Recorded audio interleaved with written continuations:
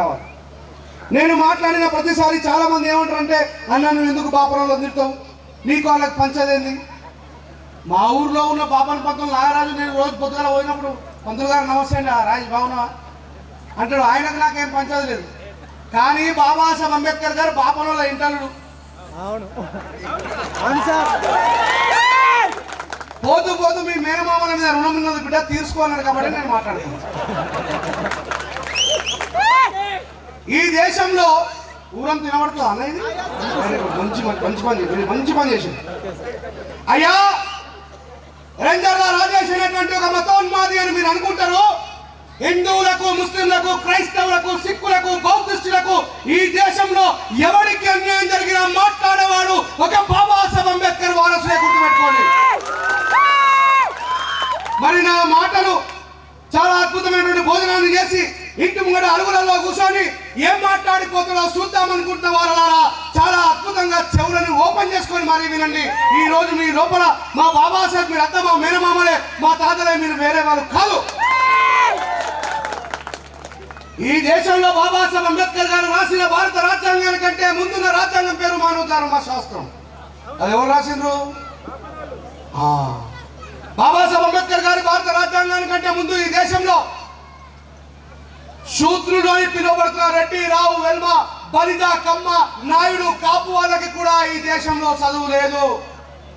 YS Rajasekhar Reddy గారు మాజీ ముఖ్యమంత్రి గారి తాతకు చదువు రాదు, ఎన్టీ రామారావు గారి తాతకు చదువు రాదు. కానీ ఈ బాబాసాహెబ్ అంబేద్కర్ రాజ్యాంగానికంటే ముందు మరి ఎవరు చదువుకున్నారు? ఆ రాజ్యాంగంలో ఏముంటది? అధ్యానం అధ్యాపకం బ్రాహ్మణ నామకల్పయాత్. అధ్యానం అధ్యాపకం బ్రాహ్మణ నామకల్పయాత్. వాళ్ళకి తెలుసు అమ్మో కొడుకు బట్టలు ఇస్తున్నారు. ఇది మనలోకి అర్థం కాదు, పెద్ద సమస్య. మనలోకి అర్థం కాదు. అరే నువ్వు ఎందుకు తిడతావు, నేను ఎందుకు తిడుతున్నారు అబ్బాయి, ఈ పెద్ద మనిషి చెప్పి నాకు ఒక హస్తం దొంగలు కాడుతున్నారు. ఇదే బాబాసాహెబ్ అంబేద్కర్ గారిని సియాజీ రాజా గాయక్వాడ్ దగ్గరికి తీసుకుపోయినటువంటి కేర్ పండితుడు బ్రాహ్మణుడే 1000 సార్లు మనం జైవం చెప్తాం, నమస్కారం పెడతాం. మంచి సద్బ్రాహ్మణుని మంచిగానే మమ్మల్ని అన్టచబుల్స్ అంటే చెప్పి అధ్యానం అధ్యాపకం బ్రాహ్మణ నామకల్పయాత్ అని అంబేద్కర్ గారి రాజ్యాంగానికంటే ముందున్న రాజ్యాంగంలో నువ్వు రాసుకున్నావు. ఈ దేశంలో అందరికంటే ముందు విద్యని నేర్చుకున్నది నువ్వే. నువ్వు రాసిన భాష సంస్కృతం. మనలో చాలా మందికి అర్థం కాదు. నేను హిందూ మతాన్ని వ్యతిరేకిస్తున్నాను అనుకుంటా, సంస్కృతంలో ఉన్న శ్లోకాలు చదువుతాయి. ఒరే నీ అమ్మ వాడు రాసింది, మరి బాబాసాహెబ్ రాసింది హిందీలో ఇంగ్లీష్లో ఇప్పుడు తర్జుమైంది, వాళ్ళు రాసింది మాత్రం దాంట్లోనే ఉన్నది. ఈ దేశంలో గుడులకు పూజారులుగా ఉంటున్న కులమేది? ఈ ఆసిఫాబాద్ ఏరియాలో ఉన్నటువంటి వందలాది గుళ్ళల్లో ఏ రెడ్డి పంతులన్నా ఉన్నాడా? ఆఖరికి కోమటి పంతులన్నా ఉన్నాడా? మరి దీన్ని రిజర్వేషన్ అనకపోతే ఏమంటారు? గుళ్ళల్లో మీరే పౌరోహిత్యం చేయాలనే దాన్ని రిజర్వేషన్ అనకపోతే ఏమంటారు అంటున్నా.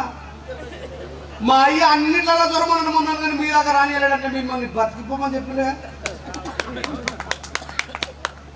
అంటే చాలా బాగా అర్థం చేసుకోవాలా.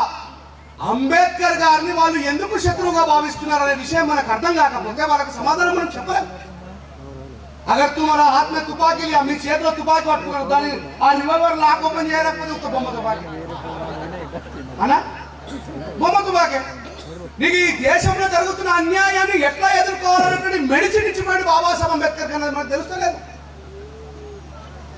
ఇక్కడ బాబాసాహెబ్ అంబేద్కర్ గారి విగ్రహాన్ని పెట్టడం కోసం మీరంతా ఎంత కష్టపడ్డారో నాకు తెలుసు. ఎన్ని అవమానాలు ఎదుర్కొన్నారో తెలుసు. ఎన్ని ఆఫీస్ రూమ్లో మెట్లెక్కిరో మీకు తెలుసు. ఈ రోజు నేను అడుగుతున్నా, ఇక్కడ వచ్చినటువంటి ఆఫీసర్లు కూడా, దీంట్లో ఉన్నటువంటి వేరే డిపార్ట్మెంట్ నుంచి వచ్చి వీడియో రికార్డ్ చేసుకుంటున్న వాళ్ళని కూడా అడుగుతున్నా, ఈ దేశంలో గాంధీ విగ్రహం పెట్టిన నాడు ఏ లంచా కొడుకైనా పర్మిషన్ అడిగిందా?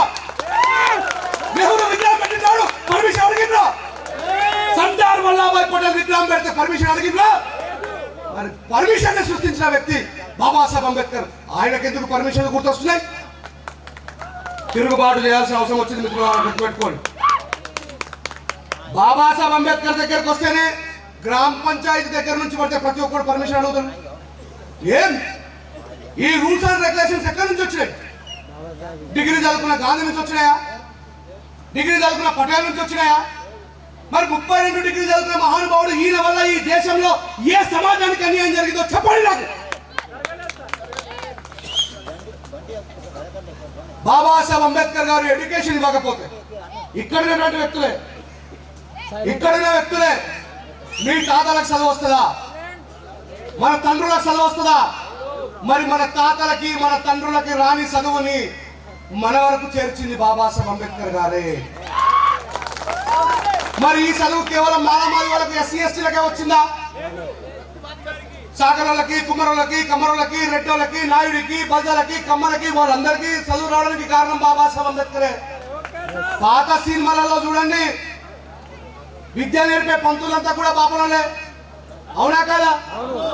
మరి ఈ దేశంలో చదువుకున్న విద్యార్థి ఎంట్రన్స్ ఎగ్జామ్ రాసి ఆక్స్ఫర్డ్ యూనివర్సిటీకి పోగలుగుతున్నాడు. కానీ ఇదే దేశంలో ఉన్నటువంటి వేద పాఠశాలకు ఎంట్రన్స్ ఎగ్జామ్ ఎందుకు లేదు? This is not call A reservation. వేద పాఠశాలలో బాంబులు తయారు చేస్తారా? మరి మనం అందరం హిందువులమే కదా. ఉస్మానియా యూనివర్సిటీ సాక్షిగా మేము కూడా వేదాలు నేర్చుకుంటామని ఎందుకు రాణిస్తలేరు? అది గుప్తాధిపత్యంగా మీరే ఎందుకు ఉంచుకున్నారు? సరే మీరు చేసుకోగా మేము ఎప్పుడైనా అర్థమమ్మా. మరి మా రిజర్వేషన్ మీద వాడు ఏడుస్తారేంది? ఆ బల్బులు తగ్గించడం కోసమే బాబాసాహెబ్ అంబేద్కర్ జెండా పంపించుకోండి. That is called Indian constitution, that is called a valuable education. Baba Saheb Ambedkar बोला शिक्षा शेरनी का दूल्हा जो पिएगा, लेकिन हम तो दौड़ रहे गाड़ू बन के घूम रहे. బాబా సాహెబ్ అంబేద్కర్ గారు ఇచ్చినటువంటి చదువుని మనము అవహేళన చేస్తున్నాం. సామాన్య మాట్లాడిండు, మన తాతలకు రాని చాలా చాలా మీకు నవ్వులాటగా ఉండొచ్చు, నేను చాలా జనరంజకంగా చెప్తే మీకు నవ్వొస్తుండొచ్చు, కానీ కాదు గుర్తుపెట్టుకోండి, మన తాతలకు రాని చదువుని, మన తండ్రులకు రాని చదువుని మనకు మాత్రమే వచ్చి మన పిల్లలకు దూరం చేసేసాం. ఈరోజు గవర్నమెంట్ స్కూల్ లేవు, గవర్నమెంట్ రెసిడెన్షియల్ లేవు, మెల్లిమెల్లిగా విద్య మొత్తం కూడా ప్రైవేటీకరణ కాబట్టది, అవునా కదా? మరి బాబాసాహెబ్ అంబేద్కర్ గారు ఇచ్చిన రాజ్యాంగానికి ఆయన కంటే ముందున్న రాజ్యాంగంలో ఏమన్నాడు? అధ్యయనం అధ్యాపకం బ్రాహ్మణ నామ కల్పయాత్. ఈ దేశంలో చదువుకునే అధ్యయనం అంటే చదువు నేర్చుకోవడం, అధ్యాపకం అంటే చదువు నేర్పడం, బ్రాహ్మణ నామ కల్పయాత్ కేవలం బాపురాల సొత్తు మాత్రమే. కానీ బాబాసాహెబ్ అంబేద్కర్ ఏం చేసిండు? వయోజనులైన ప్రతి ఒక్కరికి కూడా ఉచిత నిర్బంధ విద్యలు ఇవ్వాలన్న బాబాసాహెబ్ అంబేద్కర్ గారు. అక్కడ కులం లేదు, మతం లేదు, జెండర్ ఫీలింగ్ లేదు. నిర్బంధ విద్య అంటే ఏంటి? వేల సంవత్సరాలుగా దూరంగా ఉన్నాం కాబట్టి, విద్యకు దూరంగా ఉన్నాం కాబట్టి, మనకు విద్యలో ఉన్నటువంటి గొప్పతనం ఏంటో తెలియదు కాబట్టి, గొర్రెలు కాసుకుంటాడు, గొర్రెలను పట్టబోతాడు, కుమ్మరాయన పిల్లలంతా మట్టి తీసుకుంటారు పోతారు, గౌలైన పిల్లలు తాటి లెక్క మిద్ద చెట్టు తీస్తామని పోతారు, సాగైన పిల్లలు చెరువులోకి వెళ్ళి ఆడుకుంటారు. మా జాతికి విద్యలో ఉన్నటువంటి గొప్పతనం తెలియదు కాబట్టి చెడ్డి పట్టుకొని, అంగి పట్టుకొని, గుంజుకుంటా పిల్లల పంట కొట్టుకుంటే తీసుకుపోయి నిర్బంధించి మరి విద్య నేర్పని చెప్పి బాబాసాహెబ్ అంబేద్కర్ గారు. ఇది జరిగిందా? జరగలేదా? స్కూల్కు రాకపోతే క్లాస్ చంపిడా చంపలేదా? సార్ కళ్ళబట్టి పసికి తీపిచ్చిందా తీపియలేదా? అవాడ బాబాసాహెబ్ అంబేద్కర్ బతుకుడు గుర్తుపెట్టుకోండి. వాళ్ళ కోపము, వాళ్ళ దుఃఖము అంతా ఒకటే. అంబేద్కర్ అనేటువంటి వ్యక్తి ఈ దేశంలో కేవలం గొర్రెలుగా, బర్రెలుగా, అజ్ఞానులుగా ఉండి మేము చెప్పింది చేస్తున్న వాళ్ళలో నుంచి విద్యనిచ్చి ప్రశ్నించే వ్యక్తులు తయారు చేసిందని అంబేద్కర్ గారు అంటే వాళ్ళ కోపం. అయ్యా, నా మాటలు వింటున్న మా మేనమామలారా, మా తాతల్లారా, బతుకుంటే ఈ దేశానికి ప్రథమ ప్రైమ్ మినిస్టర్ అయినటువంటి పండిట్ జవహర్ లాల్ నెహ్రూ కూతురు, ఈ దేశానికి ప్రైమ్ మినిస్టర్ గా ఉన్నటువంటి ఇందిరాగాంధీ గారికి జరిగిన అవమానాన్ని గుర్తు చేస్తా. ఇందిరాగాంధీ ఏ కులం? బ్రాహ్మణుల శ్రేష్టమైన బ్రాహ్మణులు, కాశ్మీర్ పండిట్లు గుర్తుపెట్టుకోండి. మళ్ళా కిందికి వచ్చిన కొద్ది కర్రగా ఇద్దరు పంతులు, వాళ్ళు తక్కువ చేస్తారు, వాళ్ళలో కూడా ఉంటుంది, కానీ బయటకు చెప్పారు. ఇందాక సామాన్లు చెప్పినట్టు వాళ్ళు రూమ్ లో మాట్లాడుకుంటారు, ఈ బహిరంగంగా చేసుకున్నారు. అయితే అక్క అందరూ తెలుగు అర్థమవుతుందా? అక్క అన్నా అండి, వీళ్ళకి అర్థం కావాలి, అక్కలకు అర్థమైతే మన పిల్లల్ని బాగా కనిపిస్తారు. అమ్మ గుర్తుపెట్టుకోండి, ఈ దేశానికి ప్రైమ్ మినిస్టర్ గా ఉన్నటువంటి పండిట్ జవహర్ లాల్ నెహ్రూ కూతురైన ఇందిరాగాంధీ గారు ప్రైమ్ మినిస్టర్ గా ఉండి ఈ దేశాన్ని పర్యటిస్తూ ఒరిస్సాలో ఉన్నటువంటి పూరి జగన్నాథ స్వామి ఆలయానికి పోతుంది. ఆమెను ఎంట్రన్స్ బోర్డు దగ్గరనే ఆపుతారు పోలీసులు, డిఎస్పీ గారు, ఎస్పీ గారు, రకరకాల. ప్రైమ్ మినిస్టర్ కదా ఆమె.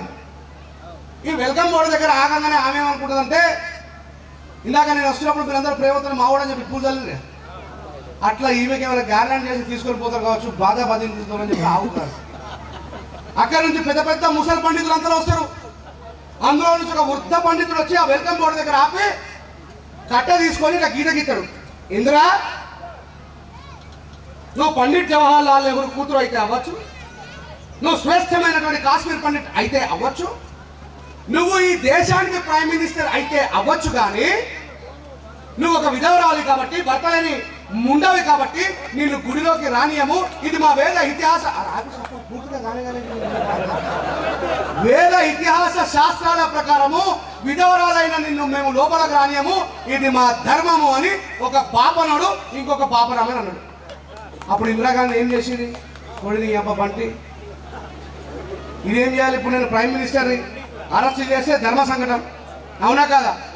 బాధపడి కన్నీళ్లు పెట్టుకొని తనకు జరిగిన అవమానానికి ఢిల్లీకి వెళ్ళిన తర్వాత ఈ బ్రాహ్మణ ఇందిరాగాంధీ, తాతలారా మేనమామలారా మళ్ళా వినండి, మీ బ్రాహ్మణ ఇందిరాగాంధీ గారు కన్నీళ్లు పెట్టుకొని ఈ దేశంలో ఉన్నటువంటి మతం అనేది, మత గ్రంథాలు అనేవి స్త్రీని ఎంత ఘోరంగా వంచిస్తారు.